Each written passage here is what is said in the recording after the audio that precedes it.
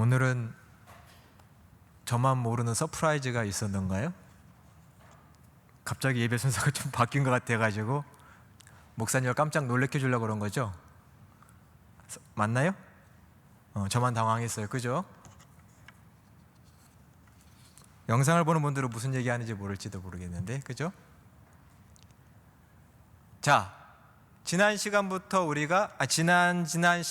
일과 창조의 영성이라는 주제로 설교를 하고 있습니다. 지난 시간에 누구 얘기를 했죠?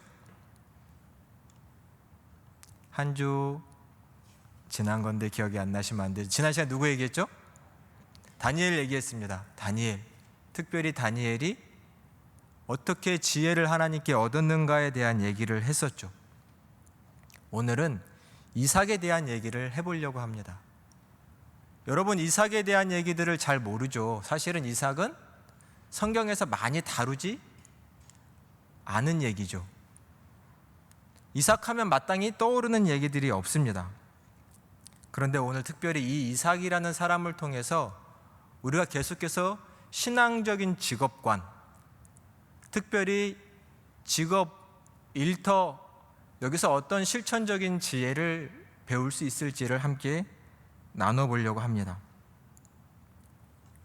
성경에 보면 이삭의 아버지 아브라함에 대한 얘기는 되게 많이 나오죠. 아브라함이 100세 어렵게 얻은 아들 이삭을 하나님의 명령에 따라서 번제단에 바쳤습니다. 그죠? 그때 하나님께서 놀랍게 어린 양 하나를 준비하셔서 아브라함의 믿음을 테스트하신 이야기가 있죠. 거기서 강조된 것은 이삭이 아니라 아브라함의 믿음입니다.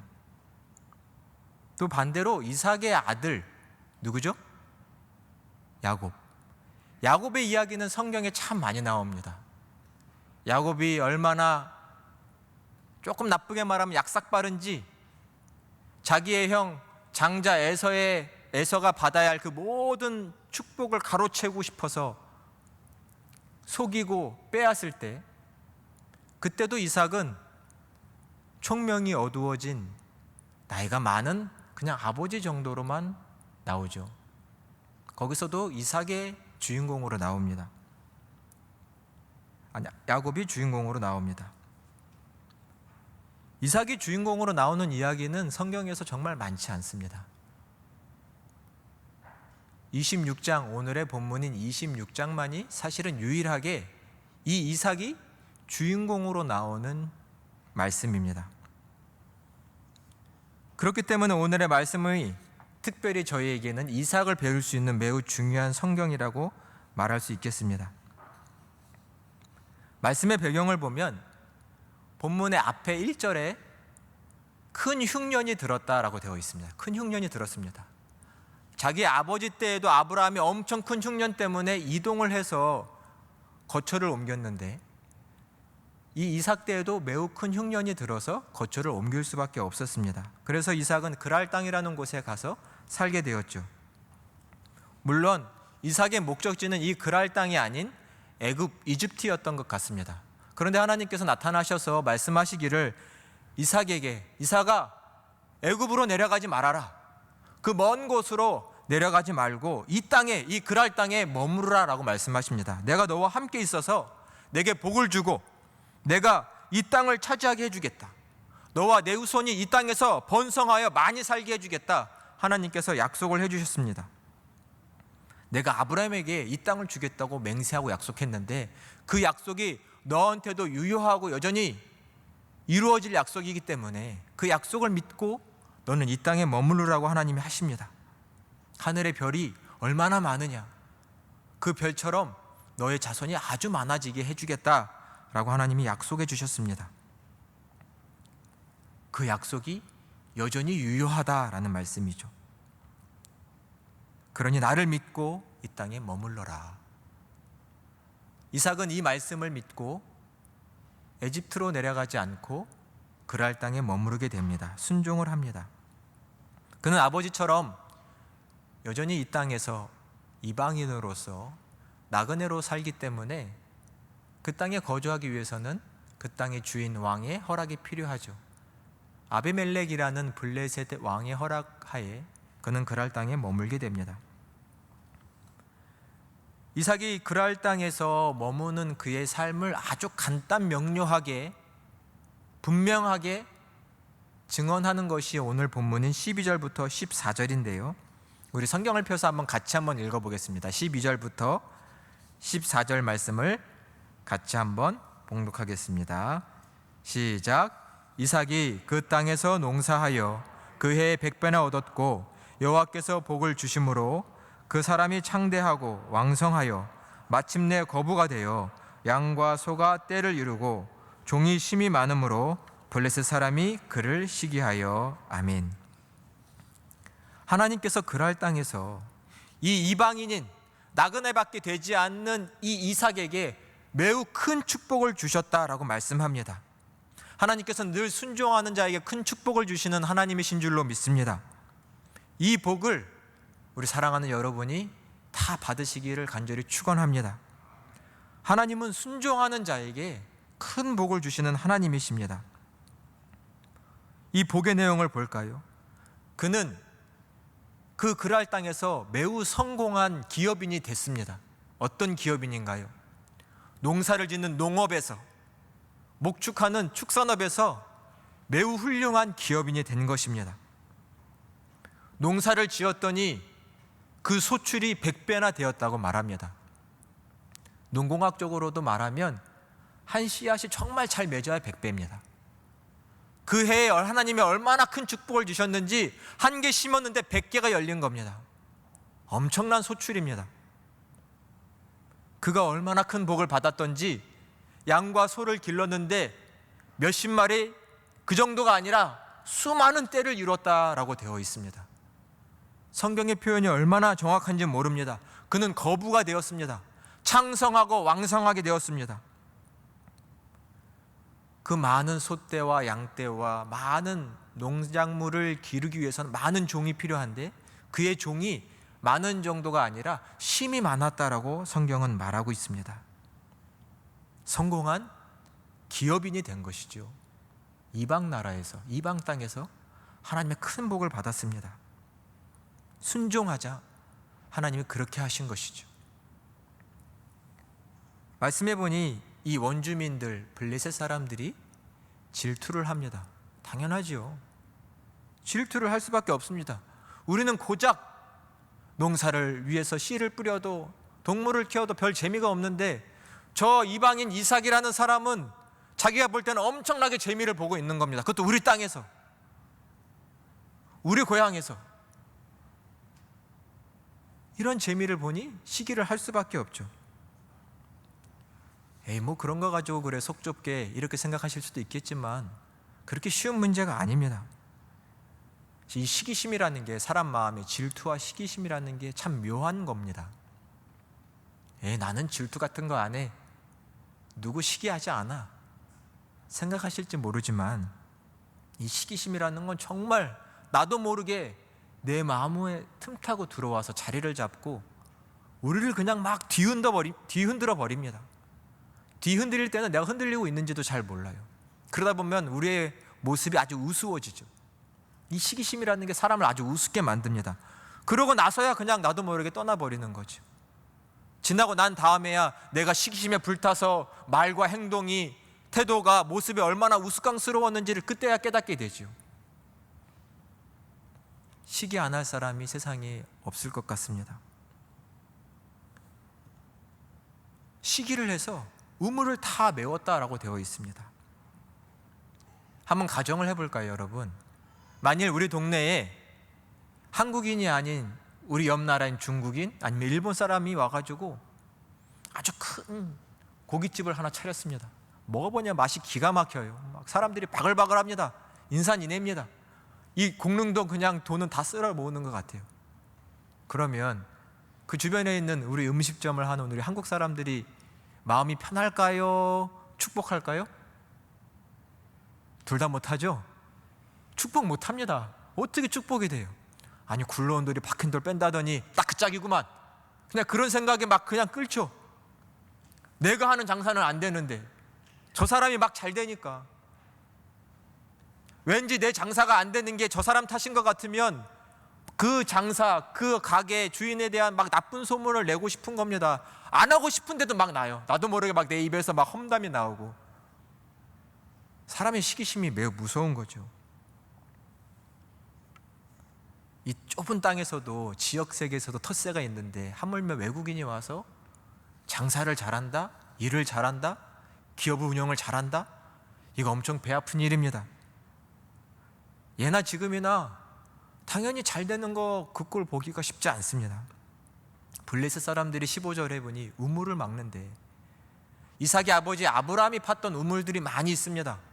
근데 그 우물들을 다 막았다라고 성경은 말하고 있습니다. 그 우물을 막은 것이 얼마나 큰 일입니까? 농사를 지을 때 물이 필요하죠. 동물들 물을 먹여야 되는데 지금 그 근원을 막아버린 것입니다. 1차적으로 농업도 축산업도 망쳐버리겠다는 말이지만, 사실은 그 내면을 따지면 더 깊은 속이 있을 것 같아요. 이 일로 혹 싸움이 일어나면 가만두지 않겠다, 이런 마음이 사람에게 있지 않을까요? 여하튼 방해를 합니다. 사실은 우물이라는 것, 여러분, 파기 어려운 거죠. 지금도 우물을 파려면 기술이 필요합니다. 기기가 필요한데 기기가 없으면 많은 사람들이 동원돼서 우물을 파야 됩니다. 10m, 길게는 20m, 30m 길게 파야 되는 게 우물이죠. 지금도 물 부족 국가에 가서 기독교 단체들이나 NGO가 가서 우물을 파주는 게 매우 중요한 봉사 중에 하나죠. 지금도 이렇게 굴을 파는 기기가 있는데 예전에는 그런 기기도 없지 않습니까? 그러면 사람이 우물을 판다는 건 보통 쉬운 일이 아닙니다. 어려운 일이 아닙니다. 그렇기 때문에 우물을 판 사람이 그 우물의 주인입니다. 그 우물의 이름을 그 판 사람을 따라 붙이는 것이 관례입니다. 우물을 판 사람이 그 우물을 독점하지는 않지만 많은 사람들과 함께 그 우물을 써도 이 우물의 주인이 누군지는 늘 그 우물의 이름을 말하면서 확인하고 당연히 그에 따른 예우를 해주는 게 맞는데, 지금 이 사람들이 아브라함이 판 우물, 이방 땅에 팠어도 그 우물은 아브라함 건데 그냥 이 시기심에, 불타는 시기심에 이 우물을 와서 메꿔버린 겁니다. 메꾸는 일도 사실 쉬운 게 아닙니다. 근데 그들은 흙을 날라 돌을 날라서 이 많은 우물을 메꿔버렸다고 되어 있습니다. 도가 지나친 악행이죠. 사실은 도가 좀 지나쳤습니다. 만일 이삭이 이런 생각 들지 않았을까요? 막 사람들이 와서 흙을 나르고 돌을 메꿔서 이 우물을 막는데, 나도 꽤 컸는데, 나도 종들이 많은데 무력으로 한번 시위 한번 해볼까? 막아볼까? 싸워볼까? 그러나 이삭에게는 지혜가 있었던 것 같습니다.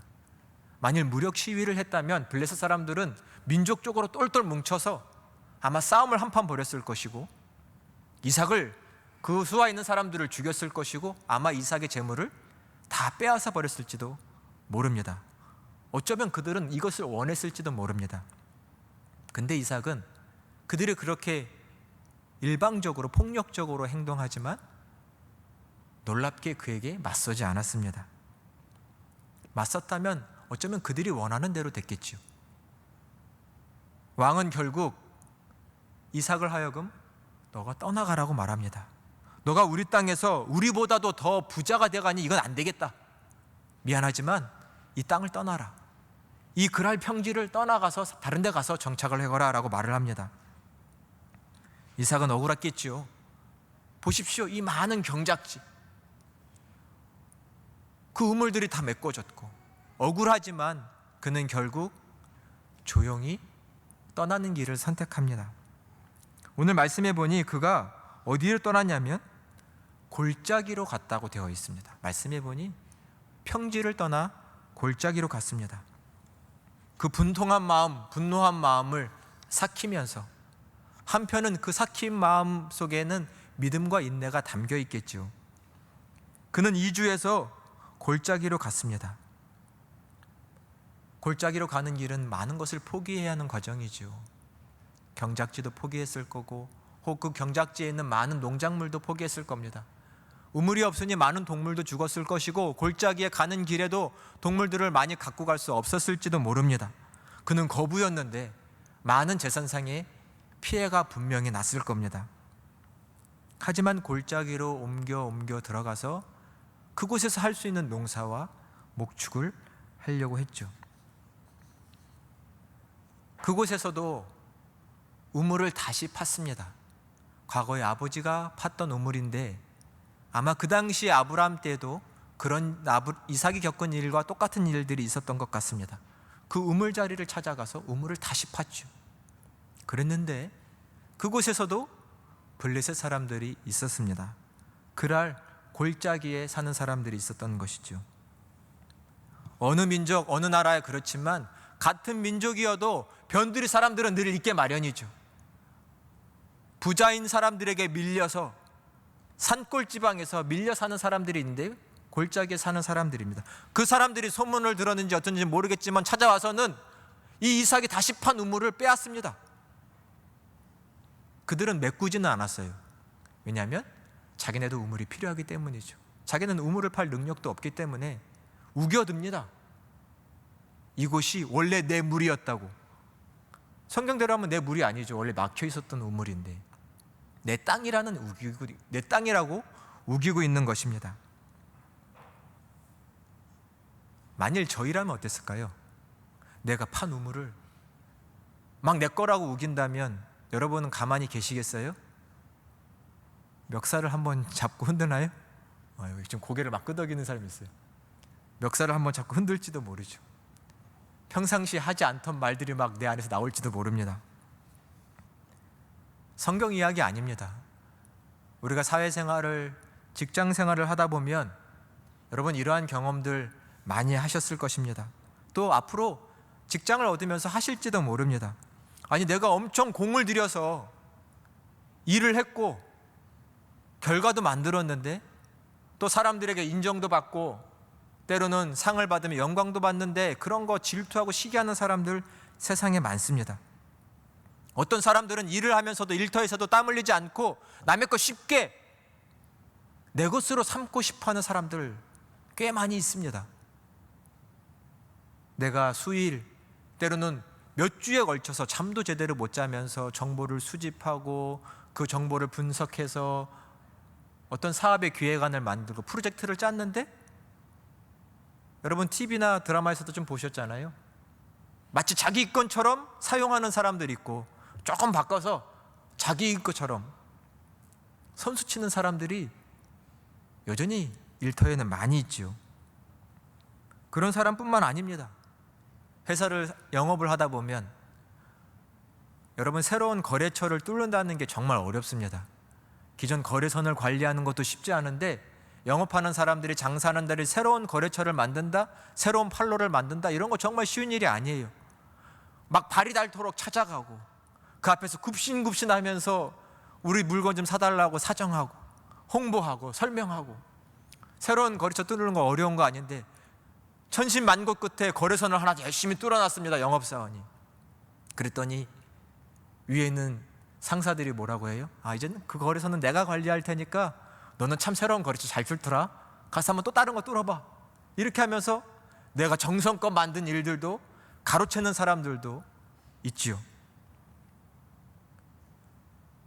일이나 못하면 가만히나 있으면 좋은데 어떤 사람들이 이런 사람도 있죠. 자기가 일을 대충 해서 일을 그르치고 사고 쳤는데 자기 탓으로 하지 않고 누구 탓으로 해요? 밑에 사람들 탓합니다. 밑에 사람들 일을 시켰더니 제대로 못하고 알아듣지도 못하고 하면서 자기가 잘못한 일을 다른 사람에게 덮어 씌우는 일들 부지기 있습니다. 우리가 이루는 성과를 내 것으로 삼지 못하면 배 아픈 사람들은 뭘 해요? 헛소문을 막 냅니다. 이상한 소문을 냅니다. 저 사람이 이렇고 저렇고 저런 일이 있고 회사에서 뒷이야기를 하는 것이죠. 사업을 하다 보면 한 사람 개인의 문제가 아니라 회사 대 회사끼리도 그런 일들이 많습니다. 흑색 선전을 하고 저 회사가 잘못될 때까지 망할 때까지 나쁜 조치를 취하는 사람들도 많습니다. 예를 들면 사업장에서는 우리 시장이 좁아. 시장이 좁은데 왜 당신네만 그렇게 잘하려고 해? 왜 혼자 앞서가려고 해? 같이 사는 세상이니까 조금씩 나눠 먹읍시다. 회사들끼리 이렇게 얘기를 하는데 만일 한 회사가 좀 독주를 해버리면 뭘 해요? 나머지 회사들이 단합을 합니다. 서로 입을 맞춰서 한 회사 죽이기 이런 것도 하죠. 나쁜 일들 많습니다. 억울한 일 많습니다. 그 속에서 우리 기독교인들이 일도 하고 살아가야 되는데 어떻게 하면 좋을까요? 이런 일들을 우리가 일터에서 회사에서 겪으면 여러분들은 어떻게 하시겠습니까? 같이 그냥 한번 들이받을까요? 오늘 이삭은 말씀해 보니 희한하게 다투지도 않고 마치 바보처럼 물러가고 양보합니다. 양보하고 또 양보합니다. 우물을 팠는데 양보하고, 저쪽 가서 우물을 팠는데 양보하고, 마지막에 가서 자기들이 이제 우물이 필요 없으니까 그때 판 우물만 쓰게 된 이 이삭. 과연 이삭은 힘이 없어서, 힘이 논리에서 밀려서 이렇게 산 것일까요? 오늘 말씀을 보면 이삭은 힘이 없어서 분명 아닙니다. 지혜가 없어서도 아닙니다. 하지만 그는 하나님의 약속을 신뢰하면서 이렇게 살았던 것입니다. 하나님의 약속이 무엇이었나요? 내가 너와 함께 하겠다. 내가 너에게 복 주겠다. 내가 너를 창대하게 하겠다. 이게 하나님의 약속이었습니다. 이 약속만을 기억하라는 것이 하나님이 바라는 것입니다. 뭐예요? 내가 너와 함께 하겠다. 아멘이세요? 내가 너와 함께 하겠다. 내가 너를 복 주겠다. 너를 창대하게 하겠다. 하나님이 약속하셨습니다. 그 약속을 이루실 분도 하나님이십니다. 이삭은 이 하나님을 바라봤고 이 약속을 바라본 것이지요. 지금은 저 사람들 이런 상황들 때문에 한 발짝 뒤로 물러간 걸지 모르지만 하나님이 나를 두 걸음 세 걸음 다시금 나아가게 하실 때가 있을 거다. 하나님이 나를 창대하게 해주신다고 했어. 내게 복을 주신다고 했어. 나를 떠나지 않고 함께 하신다고 했어. 이 약속을 믿기 때문에 이 이삭은 지금 한 걸짝 뒤로 가는 것 별거 아닌 겁니다. 저 사람들하고 다퉈서 뭐해? 싸워서 뭐해? 같이 실경이 벌여서 뭐해? 중요한 건 뭐예요? 하나님이 나와 함께 하신다라는 것입니다. 내게 복 주신다라는 겁니다. 이런 소망과 믿음이 있기 때문에 지금 이때를 참을 수 있는 것이죠. 내 혈기대로, 내 마음 원대로 분통대로 했으면 어쩌면 이를 그르쳤을 건데 그는 하나님을 소망하고 하나님의 약속을 바라는 것이죠. 이런 이삭이 가졌던 믿음 우리에게도 있기를 간절히 축원합니다. 이런 믿음이 필요합니다. 하나님이 나와 함께 하신다. 내 삶이 저런 사람들 때문에 좌지우지된다? 아닙니다. 내 삶은 저런 사람들의 꾀, 저런 사람들의 어떤 문제적인 폭력, 그런 것들에 좌지우지되지 않는다라는 믿음, 내 삶은 하나님의 손에 달려있다라는 이런 믿음을 가지시기를 간절히 소망합니다. 내 삶은 하나님의 손에 달려 있습니다. 저런 사람들이 인간들의 손에 달려있지 않습니다. 이런 큰 믿음 사랑하는 청년들 꼭 가지시기를 바랍니다. 아무리 사람이 대단해 보여도 그 사람 결국 하나님 말씀대로 진흙에서 나온 사람입니다. 아침에 휘 사라지는 안개처럼 아무것도 아닌 사람들이 내게 무엇을 할 수 있겠습니까? 아무리 그 사람이 왕이라고 해도, 큰 회사의 사장이라고 해도, 내 선임이라고 할지라도 그 사람이 내게 아무것도 못합니다. 하나님보다 클 수 없는 것이죠. 이러한 믿음으로 충만키를 간절히 소망합니다. 이러한 믿음의 사람은, 하나님이 나와 함께 하신다는 믿음을 가진 사람은 다릅니다. 지난 시간에 살펴본 것처럼 다니엘이 비록 이방인이었지만, 포로로 끌려온 사람이었지만 한 제국의 왕에게 쉽게 볼 수 없는 존경받는 사람이 다니엘이었습니다. 왜요? 하나님이 그와 함께 계심을, 살아계심을 왕이 볼 수밖에 없었던 것이지요. 우리가 하나님과 함께 할 때, 하나님이 우리와 함께 해주시면 사람들도 그것을 보게 되는 것입니다. 저 사람은 뭔가 다르구나, 저 사람 뒤에는 누가 있구나, 이것을 세상에 보여줄 수 있는 사람이 되어야 되는 것이죠. 제 말을 오해하지는 마십시오. 여러분의 사업장과 일터에서 어떤 경쟁적인 구도에서 무조건 양보해라, 무조건 물러서라, 이런 말씀을 드리는 것은 아닙니다. 무조건 희생해야 된다, 그러면 우리 그리스도는 아무것도 못할 겁니다. 그런 구체적인 액션이라기보다는 먼저 우리에게 우선돼야 될 게 무엇이냐면, 하나님이 나와 함께 하신다, 내게 복 주신다, 나를 창성하게 창대하게 하실 것이다 라는 이 온전한 믿음 가운데, 신뢰 가운데 여유로운 사람이 되시기를 바랍니다. 너그러운 사람이 일터에서 되십시오. 저 사람들은 지금 내가 저거 취하지 않으면 안 돼, 저거 지금 당장 내 것으로 삼지 않으면 안 돼 라고 생각할지 모르지만, 우리 그리스도인들은, 하나님을 믿고 신뢰하는 사람들은 지금 하나님이 안 주셔도 내가 필요하면 하나님의 때에 주실 거야, 이런 믿음을 가지셔야 됩니다. 하나님이 보시기에 필요하면 언제든 내게 주실 수 있는 하나님이야, 내게 복 주시는 하나님이야, 이러한 믿음으로 일터에서 살아가시기를 바랍니다. 하나님이 없는 사람들은 일을 하면서도, 계획을 짜면서도, 이것저것 하면서도 불안하지만, 우리 그리스도인들은 하나님이 나와 함께 하셔, 내게 복 주셔, 내가 하는 일을 형통케 하시는 하나님이야 라는 믿음 가운데 여유와 즐거움을 갖고 일할 수 있기를 바랍니다. 다른 것입니다. 우리는 근본적으로 다릅니다. 왜냐하면 하나님이 함께 하시기 때문입니다. 하나님은 그것을 원하시죠. 그래서 우리는 금묵자옥이라는 말처럼 저 사람들, 먹을 가까이 하면 사람은 손에 먹이 묻고 지저분해질 수밖에 없는 것처럼, 세상 사람들처럼 내 우물을 빼앗고 내가 가진 것을 빼앗으려고 하는 사람들처럼 같이 어울리면 안 됩니다. 같이 질투하고 시기하고 세상적인 방법을 쓰고 잔머리를 쓰는, 그것이 바로 세상이 원하는 것이죠. 너희도 그 믿음의 자리에서 내려와가지고 나와 똑같은 사람이 되라고 하는 것이 세상의 얘기입니다. 이삭은 그렇게 하지 않았습니다. 바보처럼 보일지 모르지만 오히려 하나님을 온전히 신뢰하는 가운데 그들과 다투거나 경쟁하지 않았죠. 하나님께서는 24절에 보니 다시금 이삭에게 나타나셔서 이러한 약속을 하십니다. 약속을 확인시켜 주시는 것이죠.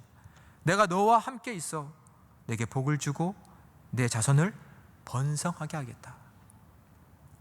하나님은 약속을 확인시켜 주시는 하나님입니다. 세상 사람들은 복을, 성공을 쟁취하려고 하지만 우리 그리스도인들은 하나님이 주시는 복을 누리는 사람들이 되어야 합니다. 하나님의 주시는 복을 받는 사람들이 되어야 됩니다. 우리의 일터에서 특별히 이러한 복이 넘치기를 간절히 축원합니다. 하나님만 바라보십시오. 일터에서도 하나님만 따르십시오. 25절에 보니 이삭은 이 하나님의 약속을 받고 제단을 쌓았습니다. 제단을 쌓았다는 것은 무엇인가요? 하나님만 섬기기로 다시 고백하고 다짐하는 것입니다. 그리고 또 말씀하기를 25절에 보니 또 우물을 팠다라고 되어 있습니다. 그는 그의 일을, 그의 사업을 계속해서 성실하게 해나가는 것입니다. 하나님께서 나와 함께 하신다는 믿음으로 그는 하나님만 섬긴다, 하나님만 예배한다고 제단을 쌓았습니다. 사랑하는 여러분, 이 하나님을 예배하는 이 자리, 하나님을 섬기는 이 자리는 그 무엇과도 타협하거나 양보하시지 않기를 바랍니다. 여기에 우리의 믿음이 드러나는 것입니다. 하나님이 나와 함께 하신다는 믿음을 여러분은 어떻게 세상에 보여주시겠어요? 세상 아무것도 아니다, 그것도 두렵지 않다라는 믿음을 여러분은 어떻게 세상에 보여주시겠습니까? 이 예배의 자리를, 이 주의를 생명처럼 지키는데 우리의 믿음이 드러나는 것입니다. 하나님이 나와 함께 하신다는 것을 세상에 보여주는 것이 제단을 쌓는 일이지요. 이렇게 예배를 소중히 여길 때, 그러면서 내게 주어진 일을 성실히 해나갈 때 에베네셀의 하나님을 경험합니다. 에베네셀의 하나님은 무슨 뜻인가요? 하나님께서 여기까지 나를 도와주시는구나, 하나님이 이렇게까지 나를 도와주시는구나 라는 것을 경험하는 겁니다.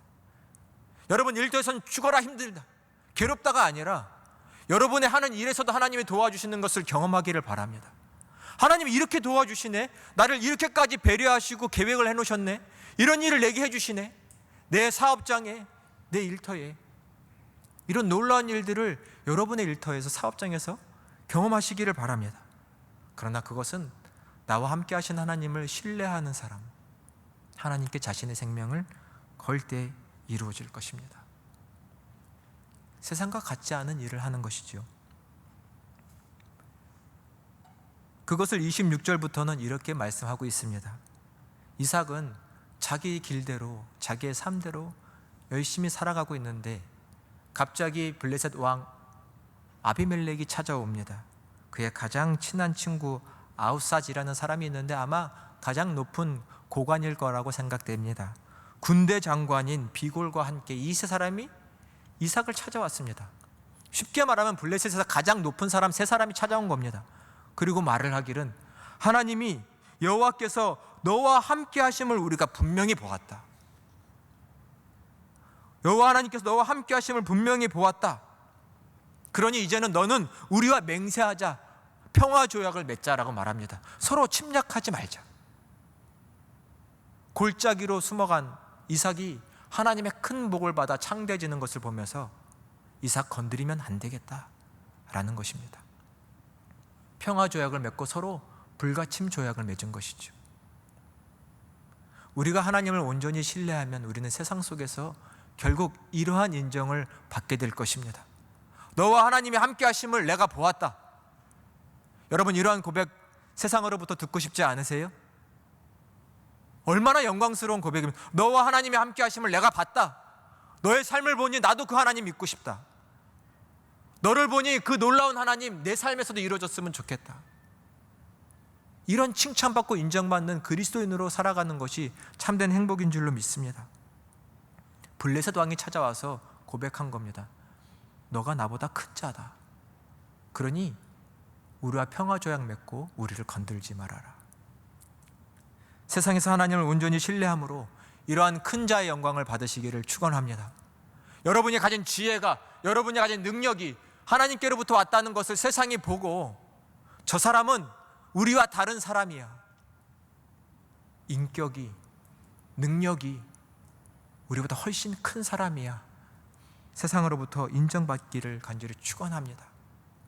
이러한 일터의 삶, 이러한 사업장을 운영해 간다면 얼마나 큰 은총을 받은 자이겠습니까?